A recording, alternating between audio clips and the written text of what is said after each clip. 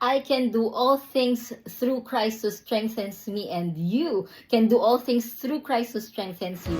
Good morning, Yesland family. Welcome to Monday Motivation.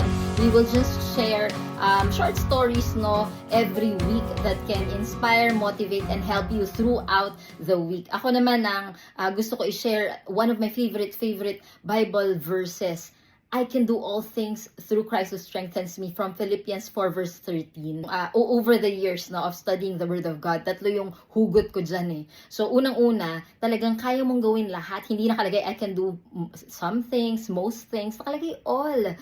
Talagang kaya mong gawin through Christ, sa Kanya manggagaling. And second, nakalagay strengthens you, sabi, I can do all things through Christ who strengthens me. Na-realize ko, hindi ka naman niya i-strengthen kung hindi ka weak. No? So, unang-una, kailangan tanggapin natin that we are weak, we are sinners, we are broken. We need the help of Christ to strengthen us every morning, katulad ngayong morning na to. And ang pinakamahalaga, yung I can. Yan, I can. Pwede ba natin i-comment down below, I can.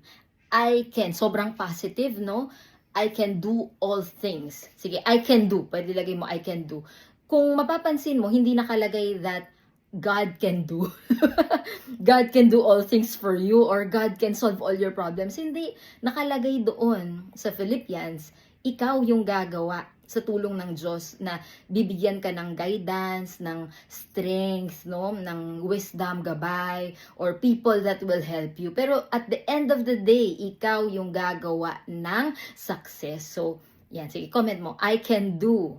Sige, kung gusto mo buong di ba? Buong Bible verse, I can do all things through Christ who strengthens me. Iba nga pinapatato pa yan. Sa atin, wag naman, no? Pero kung meron na, okay lang. Pero ang akin lang ilagay natin sa ating puso't isipan na hindi ka nag-iisa. Si Lord ay kasama mo tuwing umaga, buong araw, binibigyan ka ng lakas, no? We thank God for the gift of life, for the gift of health. And I really believe that you can do all things. One short story na related sa Yesland, when we were starting 2016, ang gusto lang natin, ang goal natin, 10 million a month. Kasi we were starting, less than 10 lang kami.